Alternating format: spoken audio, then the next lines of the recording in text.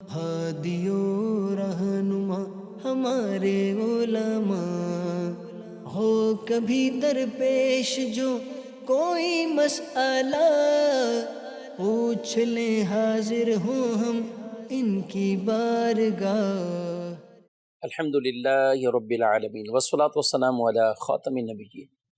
اما بعد فاعوذ باللہ من الشیطان الرجیم، بسم اللہ الرحمن الرحیم۔ الصلاة والسلام علیک یا رسول اللہ وعلی آلک واصحابک یا حبیب اللہ، الصلاة والسلام علیک یا نبی اللہ وعلی آلک واصحابک یا نور اللہ۔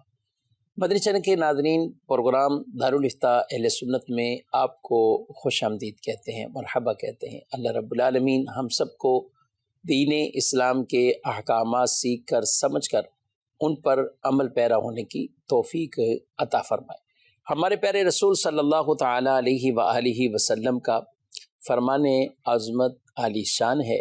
من صلی علیہ صلاۃ کتب اللہ لہ قراۃ والقراۃ مثل احد، جس نے مجھ پر ایک بار درود بھیجا اللہ اس کے لیے ایک قرات اجر لکھ دیتا ہے، اور یہ ایک قرات احد پہاڑ کی مثل ہے۔ صلو علی الحبیب صلی اللہ تعالی علی محمد صلی اللہ علیہ وآلہ وسلم، صلاۃ و سلاما علیک یا سیدی یا رسول اللہ۔ ناظرین کرام، آج کے ہمارے اس پروگرام میں شامل سلسلہ ہے مفتی محمد جمیل رضا اطاری صاحب، جن کو خوش آمدید کہتے ہیں۔ جزاکم اللہ خیر۔ کیسے مزاج گرامی آپ کے؟ الحمدللہ علی کل حال، ماشاءاللہ۔ بڑھتے ہیں، ہمارے پاس کچھ ویڈیو سوالات ہیں، تو ہم پہلے دیکھتے ہیں ہمارے ناظرین کیا پوچھیں۔ میرا سوال یہ ہے، بغیر دعوت کے شادی میں کھانا کیسا ہے؟ صحیح ہے غلط ہے؟ بغیر دعوت کے شادی میں بن بلائے مہمان کیا کہتے ہیں؟ بسم اللہ الرحمن الرحیم۔ کسی بھی شخص نے جو دعوت کا کھانے پینے کی اشیاء کا اہتمام کیا ہو، اور جن جن افراد کو اس نے دعوت دی ہے ان کے علاوہ کوئی ایسا شخص کہ جس کا اس دعوت میں اس کو بلایا نہیں گیا، اور اس کے آنے سے صاحب دعوت یعنی جو میزبان ہے اس کے آنے اور اس کے وہاں کھانے سے وہ خوش بھی نہیں ہوگا، تو ایسی صورت میں اس کا وہاں جا کر دعوت میں کھانے پینے کا سلسلہ کرنا یہ جائز نہیں ہے، یہ ایک ناجائز عمل ہے۔ اور نبی کریم صلی اللہ علیہ وسلم نے بغیر دعوت ملے کسی شخص کے یوں دعوت کے اندر چلے جانا اور وہاں کھا لینا پی لینا، تو اس کو آقا دو عالم صلی اللہ علیہ وسلم نے ارشاد فرمایا دخل سارقاً،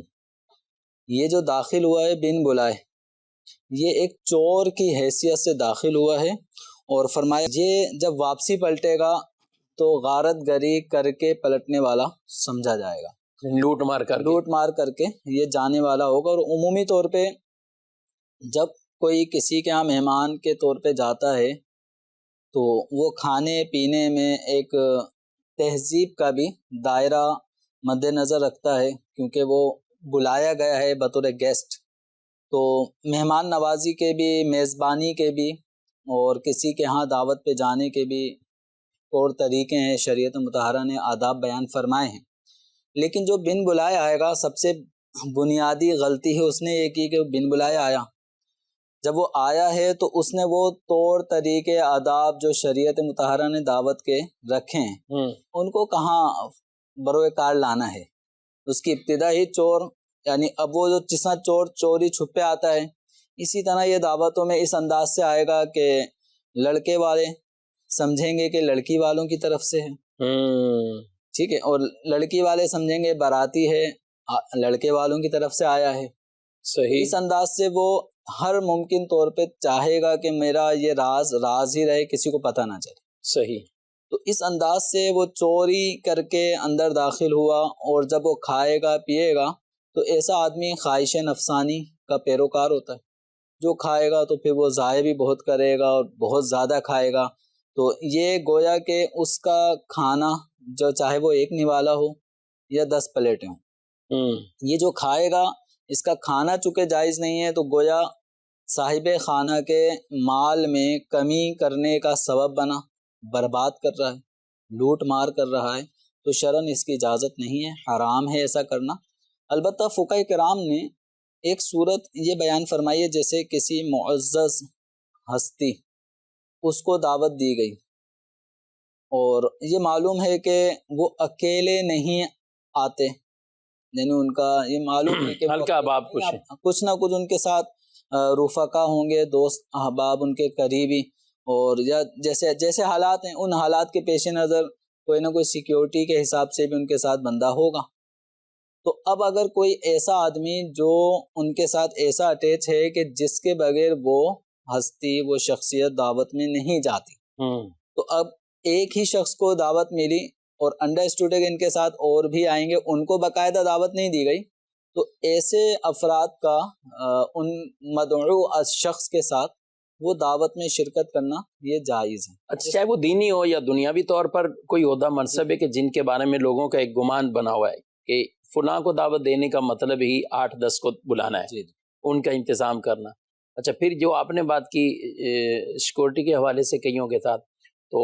یہ بھی مائنڈ میں ہوتا ہے کہ فلاں شخصیت ہے تو ان کے پاس گارڈز ہیں اور یہ بھی ان کے لیے اہتمام کرنا ہے، تو ڈرائیور ہوتے ہیں۔ جی ہاں، تو اس یعنی باقاعدہ ڈرائیور کو دعوت نہیں دی گئی، لیکن ڈرائیور جو ہے وہ تابع ہے۔ علماء کرام کے بارے میں یعنی اور بالخصوص مشہور علماء کے بارے میں پتہ ہی ہوتا ہے کہ وہ آ رہے ہیں تو ان کے ساتھ ڈرائیور ہوں گے یا کوئی ساتھ ہوگا،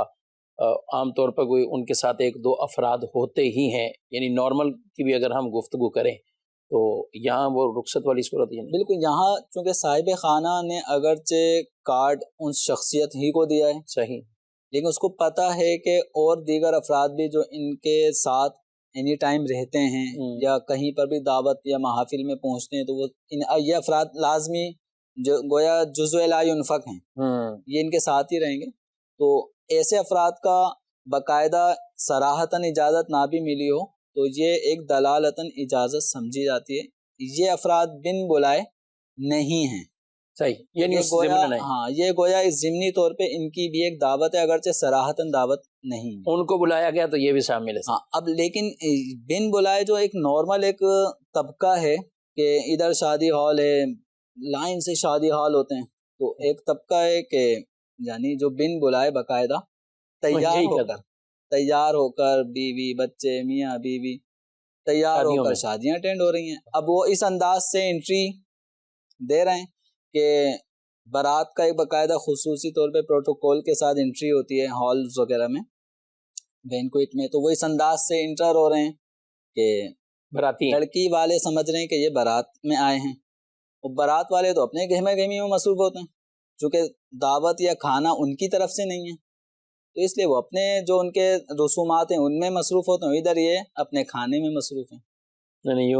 تو اب اسی طرح جب ولیمہ ہے تو لڑکی والے آ رہے ہوتے ہیں، تو لڑکے والوں کو کیا پتا کہ ان لڑکی والوں کے رشتہ داروں میں کون کون جان پہچان دوست احباب میں سے کون کون ہے، تو یوں مطلب ایک طبقہ ایسا ہے جو ایسا کرتا ہے۔ اب کوئی فیملی کے ساتھ کرتا ہو، کوئی اکیلے ہی یہ کام کر رہا ہے، وہ مختلف ہالز میں ان کو پتہ چل جاتا ہے خوشبو سے کہ کہاں کیا کون سا آئٹم ہے۔ اچھا، یہ بھی پتہ چل جاتا ہے۔ تو یہ جہاں محاورہ جہاں دیکھی تری وہاں بچھا دی دری، تو مطلب یہ کہ جہاں ان کا دل چاہ وہاں یہ کریں گے۔ تو یاد رکھیں حدیث مبارکہ میں جو بن بلائے اس طرح دعوتوں میں شریک ہونے والے افراد ہیں، الفاظ سنیں، دخل سارقا، تو چور کی حیثیت سے وہ داخل ہو رہا ہے اور لوٹ مار کر کے برباد کر کے واپس پلٹ رہا ہے، تو یہ ایک ایک نوالا، ایک ایک لقمہ، ایک ایک گھونٹ پانی جس کی آپ کو اجازت ہی نہیں تھی، تو یہ لقمہ حرام ہے جو پیٹ میں ڈالا جا رہا ہے۔ اور اس طرح اگر کوئی اپنی فیملی کو لے کر بھی یوں نکلتا ہے تو لقمہ حرام اپنی فیملی کو کھلا رہا ہے اور غلط تربیت اپنی اولاد کو دے رہا ہے، تو یہ انداز بالکل نہیں ہونا چاہیے۔ اچھا، اس میں آپ نے کہا کہ اس کے جانے سے صاحب خانہ وہ خوش یا ان کی وہ ناراض ہو، یعنی خوش نہ ہو، تو اس میں کوئی کیا اور کیا رخصت والی بعض اوقات ہوتا یہ ہے کہ اب شادی کی دعوتوں میں بھی باقاعدہ کارڈز پہ بھی لکھنا شروع ہو گئے لوگ، 2% جی 2 افراد یا میاں بیوی، اس طرح کر کے تعیین کر دی جاتی ہے۔ اب ایک تو جو آپ نے مثالیں دیں کہ جو مفت کے کھانے میں باہر سے ایسے ہی آ جائیں، اور ایک وہ جو خاندان والے ہی ہیں، رشتہ دار ہیں، سب ہیں، لیکن وہاں تعیین ہی کر دی گئی ہے، اور وہ تعیین یہی کی ہے کہ اس دعوت میں 2 افراد نے ہی شرکت کرنی ہے۔ تو اب جب دعوت ہی اس طرح 2 افراد کی آئے تو کیا ہونا چاہیے اس حوالے سے؟ یہاں 2 افراد میں ایک صورت تو یہ ہوتی ہے کہ کسی کے اولاد میں ماشاءاللہ بچے بھی بڑے ہو جاتے ہیں، جی ہاں، فیملی بڑی ہوتی ہے، فیملی بڑی ہے، 5-6 افراد ہیں یعنی اولاد میں، اور وہاں اگر 2% دعوت آئی ہے تو اب یہاں پر وہ یہ تو چھوٹا ہے، یوں چھوٹا کر کے 15 سال کے لڑکے کو بھی چھوٹا تصور نہیں کیا جائے گا کھانے پینے کے معاملے میں، وہ بھی ایک باقاعدہ ایک پرسن ہے۔ تو اگر آپ کو 2% کی دعوت ملے تو آپ اپنے بیٹے کو ساتھ لے جائیں، بڑے بیٹے کو۔ اچھا، بعض اوقات وہ بہت چھوٹے بچے ہوتے ہیں، 4-5-6 سال کے بچے کہ جن کو اکیلا گھر پہ چھوڑا نہیں جا سکتا، اب میاں بیوی 2% میں آ گئے، اب یہ چھوٹے جو بچے ہیں 6-7 سال کے، یہ تو اپنے ماں باپ کے بغیر رہ نہیں سکتے،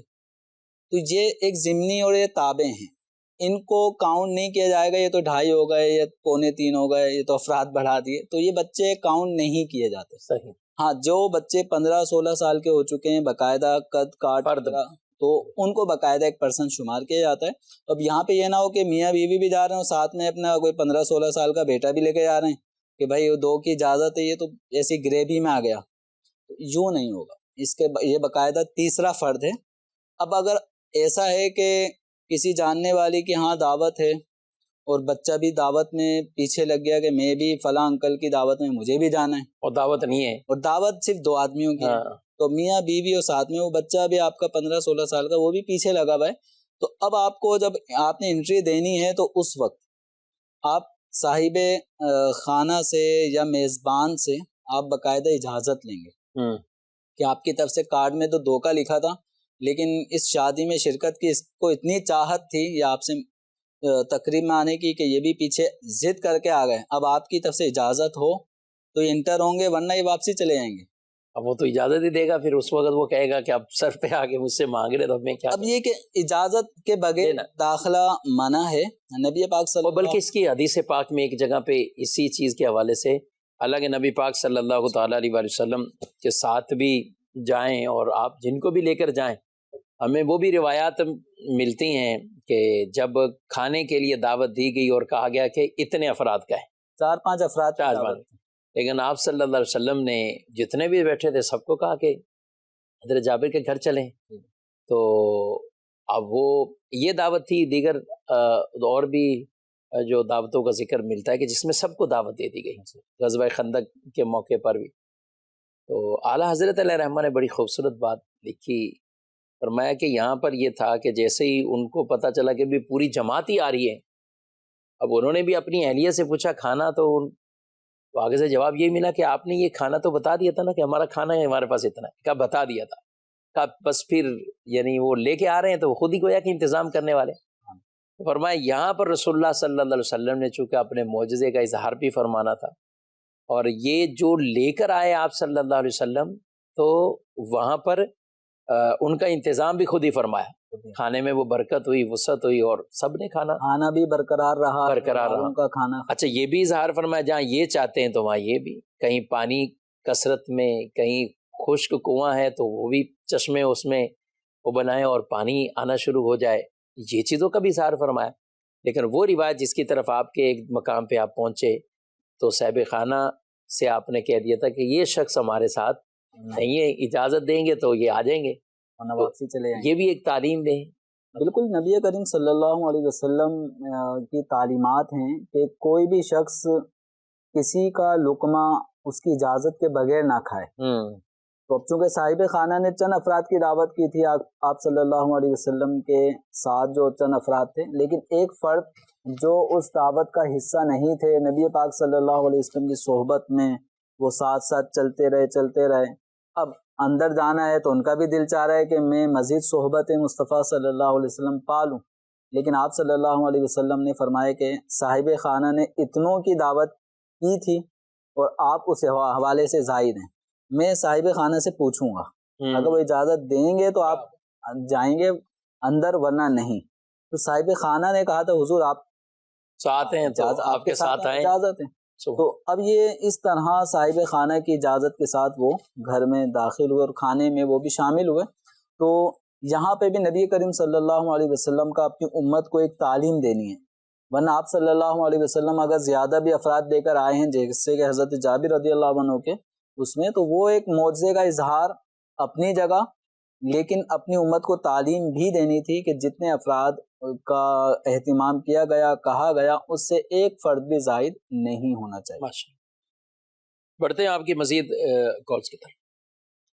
میرا آپ سے یہ سوال ہے کہ سورۃ الملک مغرب کے بعد پڑھنے سے عذاب قبر سے نجات ملے گی؟ برائے کرم جواب ارشاد فرما دیجیے گا۔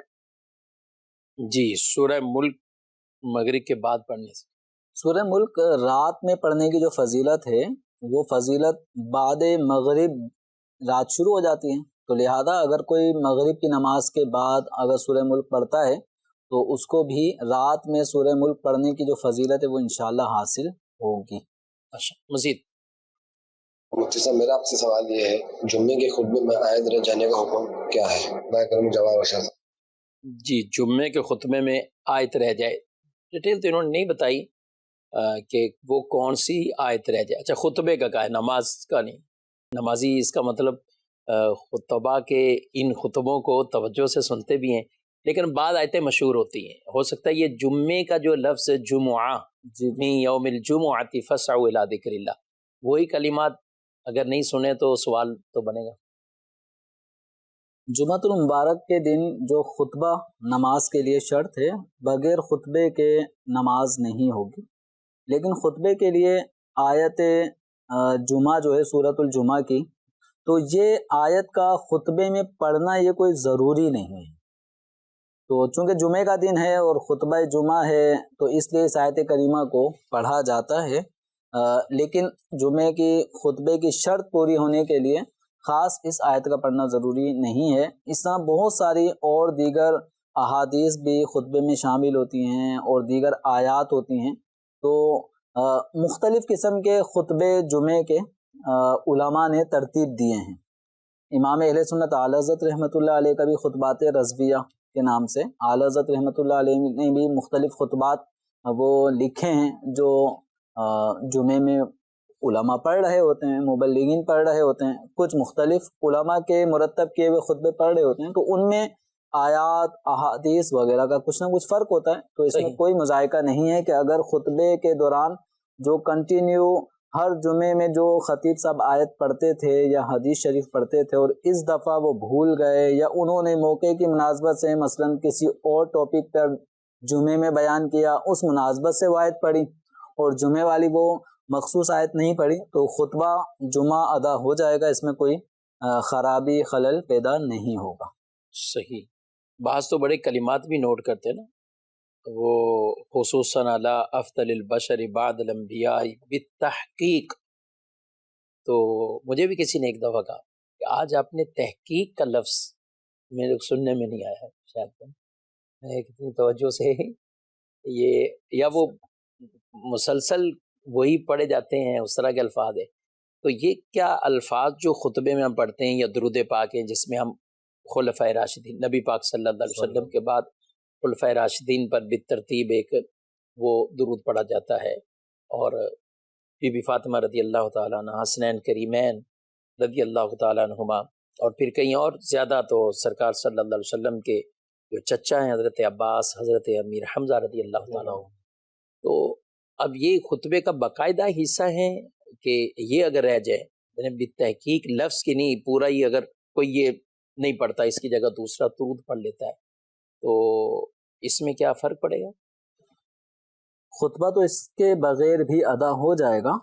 تو خطبے کے شرائط یا لوازمات میں سے نہیں ہیں، البتہ اہل سنت و جماعت میں جمعے کے خطبہ ہو یا عیدین کا خطبہ ہو، تو اس طرح خطبوں میں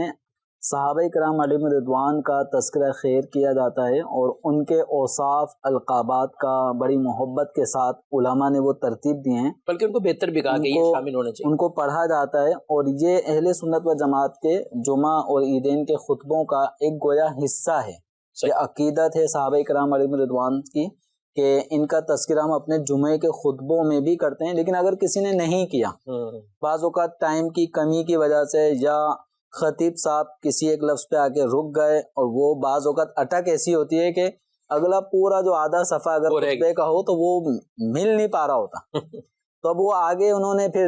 آگے کی طرف چلے گا اور آگے جا کے خطبے کے کچھ کلمات جو رہ جاتے ہیں وہ پورے کر لیے تو اس سے کوئی حرج نہیں ہوتا. جمعے کے خطبے میں کوئی کمی اس سے نہیں پیدا ہوتی. ٹھیک، خطبہ ادا ہو جاتا. ٹھیک. مزید ویڈیو سوال. میرا نام محمد نعیم اتاری ہے. میرا آپ سے سوال یہ ہے کہ جس گھڑی پر سونے کا پانی چڑھا ہوا وہ پہننا کیسا ہے؟ سونے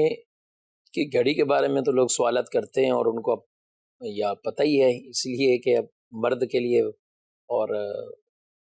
پانی اب چڑھا ہوا صرف اور لگ بھی سونے کی رہی ہے بظاہر. کیا کہتے ہیں سونے کی گھڑی کا بھی حکم بیان کر دیں. نبی پاک صلی اللہ علیہ وسلم ایک مرتبہ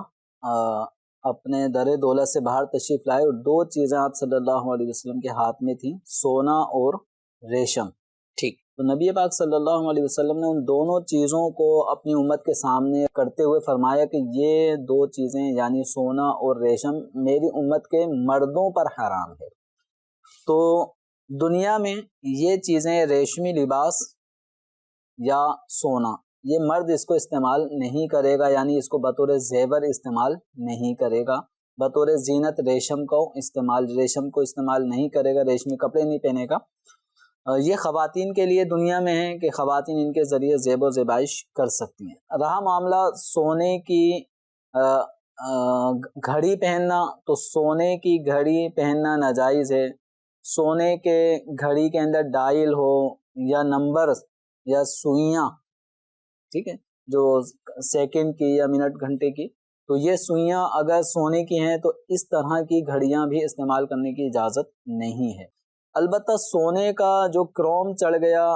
جس کو سونے کا پانی چڑھانا کہلاتا ہے، یا سونے کی کلائی انہوں نے کر دی، تو یعنی اس پہ ایک کوٹنگ چڑھا دی گئی سونے کی، جس سے یہ نارمل جو میٹل تھا وہ گولڈن شیپ میں ہو گیا، اس کا کلر گولڈن ہو گیا، اور وقت کے ساتھ ساتھ پھر وہ کوٹنگ وہ ہٹ بھی جاتی ہے اور دوبارہ جو اصل کلر ہوتا ہے وہ چیز کا سامنے آنے لگتا ہے. تو یہ جو پانی چڑھانا کہلاتا ہے سونے کا، اس کی شرعاً اجازت ہے، یعنی یہ ناجائز نہیں ہے. اس کو سونا پہننا نہیں کہا جائے گا. اب اس کو سونے کی گھڑی نہیں کہہ سکتے. البتہ اگر سونے کا پانی چڑھا دیا اور اس انگوٹھی کو یا اس گھڑی کو دیکھ کر لوگ سونا پہننا تصور کرتے ہیں، سمجھتے ہیں کہ یہ سونے کی گھڑی پہنا ہوا ہے، تو پھر اس طرح لوگوں کو تہمت میں مبتلا کرنا کہ لوگ آپ کے بارے میں بدگمان ہوں کہ یہ سونا پہنتا ہے، یہ آدمی سونے کی گھڑی پہنی ہوئی ہے، یا آپ نے ویسے ہی مشہور کر دیا کہ یہ گھڑی سونے کی ہے حالانکہ وہ سونے کا پانی چڑھا ہوا ہے، تو یوں لوگوں کو اس حوالے سے بدگمان کرنا، یہ پھر اس کی اجازت نہیں ہوگی. اب اگر کوئی پوچھتا ہے کہ سونے کی ہے تو پھر آپ کو واضح بتانا ہوگا کہ سونے کی نہیں ہے، اس کا پانی چڑھایا ہوا ہے. تو یہ اتنی حد تک گنجائش ہے. لیکن اگر لوگ بدگمانی میں پڑتے ہوں یا سونے کا پانی چڑھا کر غلط بیانی کی جا رہی ہو کہ یہ سونے کی انگوٹھی ہے، یہ بہرحال ناجائز ہوگی. اسی طرح اگر شادی بیاہ کے مواقع بھی چل رہے ہیں تو کوئی اگر گھڑی کسی مرد کو شادی میں دولہا کو دی جا رہی ہو، کہا جا رہا ہے سونے کی ہے حالانکہ اس پہ کوٹنگ چڑھی ہوئی ہے، تو یوں غلط بیانی کرنا، دھوکہ دینا، یہ تو کوئی دولہے کو دے تو شادی بھول جائے گا وہ اپنی اس کو اگر گھڑی سونے کی اس کو ملے. اچھا، عورتوں کے لیے بھی گھڑی اس طور پر سونے کی کہ وہ ٹائم دیکھیں، یہ استعمال کے زمرے میں آئے گا تو یہ جائز نہیں ہے. یعنی زینت کے طور پر اگر وہ استعمال کرے، یعنی سونا چاندی یہ استعمال تو مرد عورت دونوں کے لیے حرام ہے. یعنی چاہے اس کا کوئی برتن ہو یا چمچہ ہو یا کوئی بھی گھڑی بھی اگر ٹائم دیکھنے کے لیے، تو یہ استعمال کے زمرے میں آئے گی. جب استعمال کے زمرے میں ہے تو یہ مرد کے لیے بھی جائز نہیں، عورت کے لیے بھی جائز نہیں. ہاں، زینت کی طور پر ہے تو پھر عورتوں کے لیے ایک الگ بات ہے کہ ان کے لیے رخصت موجود ہے جبکہ وقت اس میں نہ دیکھے. لیکن یہ بڑی مشکل بات ہے کہ عورت گھڑی پہنے اور اس میں ٹائم کے طور پر نہ ہو، تو اس لیے خواتین کو جب زینت کے لیے استعمال کریں تو اس کی جگہ کڑا استعمال کریں، کوئی بھی ایسی چیز ہے جو اس کی مثل ہو سکتی ہے. لیکن زینت اور استعمال یہ دونوں چیزوں میں الگ الگ فرق ہمیں یہ دیکھنا چاہیے، بقیہ احکامات جو بیان ہوئے اس کے مطابق ہی. جی مزید سوال. میرا मेरा नाम मोहम्मद धर्म इकराम है, मैं सियालमोर से बात कर रहा हूँ। मेरा आपसे एक सवाल है कि हमें जुम्मे की नमाज में पहले 4 सुन्नत पढ़ने का मौका नहीं मिला, तो हमने फर्ज पढ़ के मतलब 2 फर्ज जमात के साथ पढ़ के तो आगे हमने किस तरतीब के साथ नमाज पढ़नी है? जी, सुन्नत कबलिया पहले की सुन्नत जुमातुल मुबारक, तो इसमें एक तादाद तो वक्त पर सुन्नत अदा कर ही लेती है और एक बड़ी तादाद है जो खुतबे के दौरान पहुंचती है और सुन्नतें अदा करने का वक्त निकल चुका होता है। तो अब जिसने सुन्नत क़बलिया जुमे के फ़र्ज से पहले पढ़ी जाने वाली 4 रकात सुन्नत मुअक्कदा अगर पहले नहीं पढ़ी तो अब वो फ़र्ज़ों के बाद पढ़ेगा, लेकिन उसका तरीक़ाकार ये होगा कि ये जो 4 सुन्नतें जो जुमे की नमाज से पहले पढ़ी जानी थी उनका वक्त जो था जिसमें सवाब ज़्यादा होता वो जुम्मे के फ़र्ज से पहले पढ़ने का टाइम था, ठीक, और वो खुतबे की वजह से अब नमाज नहीं पढ़ेंगे, तो अब वो सवाब ज़्यादती है, सवाब वाला टाइम तो गुजर चुका है।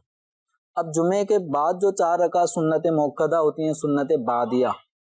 उनका टाइम फ़र्ज़ के फ़ौरन बाद बिला ताख़ीर, बहुत ज़्यादा गैप ना हो, तो फ़र्ज़ों के बाद वो सुन्नतें अदा की जाएंगी ताकि सुन्नतें भी पढ़नी हैं उसका भी सवाब और उनको फ़र्ज के करीब मिला के पढ़ने का सवाब ज़्यादा होता है। सही। तो अब पहले बाद वाली सुन्नतें पढ़ेंगे 4, फिर उसके बाद 2 रकात सुन्नत और हैं, ये मुअक्कदा तो नहीं, तो यूँ पहले 4 रकात सुन्नत बादिया पढ़ने, फिर 2 रकात सुन्नत पढ़ने, उसके बाद जो पहले 4 रकात सुन्नत क़बलिया रह गई थी अब उनको बाद में पढ़ेंगे। अगर किसी ने सुन्नत क़बलिया को फ़र्ज के फ़ौरन बाद पढ़ लिया, अब तो ये तो अपने वक्त से ये नमाज तो आगे निकल चुकी, अब सुन्नत बादिया को सुन्नत क़बलिया के बाद पढ़ेगा तो फिर उसका भी टाइम आगे चला गया, तो यूं कसरत सवाब वाली सूरत में फ़र्क पड़ेगा। तो लिहाजा सुन्नत क़बलिया सुन्नत बादिया के बाद ही अदा करेंगे, लेकिन इसको पढ़ेंगे। ये नहीं कि सुन्नत बादिया रह गई तो रह गई तो अब उसको छोड़ दिया, बल्कि सुन्नत मुअक्कदा है और सुन्नत मुअक्कदा को अदा करना इसका हुक्म है, और इसको तर्क करने की आदत ये आदमी को गुनाहगार बनाती है। यानी पहली 4 सुन्नतें भी और बाद की 4 सुन्नतें भी ये मुअक्कदा है, ये मुअक्कदा, और बकिया 2 सुन्नतों में वो मुअक्कदा के करीब है, अगरचे उसको अगर नहीं पढ़ा बिलफर्ज उतनी ताकीद नहीं, हाँ तो उतनी ताकीद नहीं है, लेकिन उसको भी पढ़ा जाएगा, रिवायात में उसका भी जिक्र। लेकिन आदत ऐसी नहीं बनानी चाहिए कि तर्क करने की। बाद जुम्मे के बाद तो जमील साहब आप भी जुम्मा पढ़ाते हैं माशाल्लाह और देखते भी हैं, यानी हम देखते हैं कि जब लोग आते हैं तो वो तो बड़ा भागन भाग सिस्टम होता है, यानी आखिरी टाइम में और खुतबे के करीब करीब या अज़ान सानी और बयान ख़त्म करने के बाद और फिर खुतबे के लिए जब खतीब बैठे तो एक अच्छा खासा तादाद में इतने लोग जमा हो जाएंगे, और जब जुम्मा ख़त्म होता है तो ये भी सलाम फिर है, अभी कई जगहों पे जिक्र होता है, कुछ कलमा शरीफ पढ़ा जाना, फिर दुआ होती है, लेकिन गेट हम देखते हैं तो पूरे के पूरे बाज़ ऐसे फुल जाम जा रहे हैं और लोग बाहर की तरफ निकल रहे हैं। ठीक है, हम बदगुमानी नहीं करेंगे कि ये सुन्नतें नहीं पढ़ेंगे, लेकिन बज़ाहिर जो करीना है, बज़ाहिर जो हमारे अंदाज हैं कि हर एक का घर तो ये नहीं है कि साथ निकले तो ये घर हैं, ये घर में जाके नमाज़ पढ़ेंगे, तो मार्केट में को दुकानों में को कहाँ बैठे हुए हैं, तो नमाज़ पढ़ने का वो वक्त इस तरह बज़ाहिर मिलना मुश्किल है। तो एहतमाम होना चाहिए कि इस तरह जुम्मे के लिए बाद में भी बैठे आप 1-2 मिनट होते हैं, बाद मसाजिद में चंदा भी किया जाता है, बल्कि अक्सर मसाजिद में किया जाता है। तो अब ये जो बीच में खड़े होते हैं और फिर इनमें वो जो सुन्नतें पढ़ने लग जाते हैं, वो भी 2 मिनट का इंतज़ार नहीं करते कि ये झोली चला रहे हैं, चंदा कर रहे हैं तो इनको कुछ करने दिया जाए, वो भी अपने लिए तो नहीं कर रहे, मस्जिद के लिए कर रहे हैं। और आप ताउन करें इस सिलसिले में, आप भी बैठे रहें और दुआ में शरीक हो जाएं। इतने लोग, सैकड़ों लोग अगर दुआ मांगेंगे तो हो सकता है किसी की भी आमीन पर वो कबूल हो जाए, हमारी दुआएं भी कबूल हो जाए। तो इसलिए जुम्मे का इंतज़ाम एहतमाम करके नाज़रीन किराम हमें कोशिश करनी चाहिए। ये आदत अपने बच्चों को भी डालेंगे, और जहाँ हम ऐसे लोगों की बात कर रहे हैं वहाँ उन लोगों की हौसला अफजाई ज़रूर करनी चाहिए, और जिनके माशाल्लाह शुरू से एक अंदाज़ है कि वो जुम्मे की अज़ान अव्वल से और पहले से मस्जिद में आ जाना और एक ठीक ठाक अंदाज से पूरे बयान सुनना, पूरी एहतमाम से जुम्मे की नमाज़ पढ़ना और फिर अपने कामों की तरफ लौटना, ऐसे भी लोग मौजूद हैं। दोनों तरह के लोग मौजूद हैं। अल्लाह पाक اس طبقے میں کثرت فرمائے. آمین. یہ جو جمعے کے لیے اہمیت دے کر اور باقاعدہ اہتمام کے ساتھ آتے ہیں، پھر علماء کرام کے بیان سنتے ہیں اور علم میں بھی اضافہ ہوتا ہے. جتنی دیر مسجد میں رہتے ہیں اول ساتھ میں آئیں تو اس کے لیے جو اونٹ کے صدقے فرمائے گئے اس کے ثواب پائیں، اجر پائیں، اور پھر لمحہ لمحہ پھر جمعے کی ہر ساتھ ہر گھڑی میں جو لاکھوں لاکھ لوگوں کی مغفرت ہو رہی ہے. سبحان اللہ، ذہ نصیب. تو ہمیں بھی ان میں ضرور شامل ہونا چاہیے، یعنی کوشش کرنی چاہیے ایسے اعمال کریں کہ اللہ پاک ہمیں ان میں شامل فرمائے. مزید سوال.